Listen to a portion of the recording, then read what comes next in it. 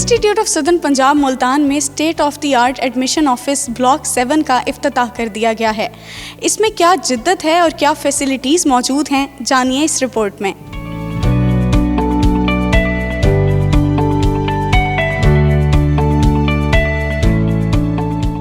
This is the place where they have all the infrastructure. Even when you go to the sitting area, you can see the programs list coming down and you can pick up the list and you have all the packages self-explanatory, everything. But still we have a competent admission officers.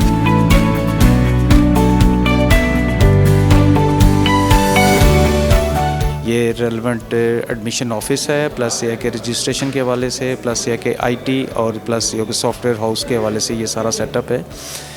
माशाल्लाह बहुत खूबसूरत नया addition है और बड़ा spacious और खुली जगह है, जिसमें यह है कि स्टूडेंट्स को जब एडमिशन के लिए स्टूडेंट्स या पेरेंट्स आएंगे उनके लिए बड़ा ये एक खूबसूरत और बड़ा सॉफ्ट किस्म का इमेज वाला ये डिपार्टमेंट मिलेगा उनको।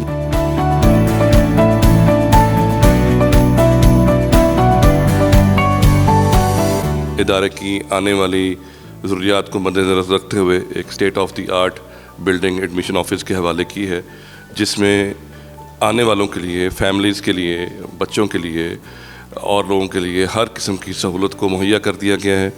और हमें उम्मीद है कि इस इक़दाम से इदारे के दाखिले में और मज़ीद सर्विसेज में बेहतरी आएगी।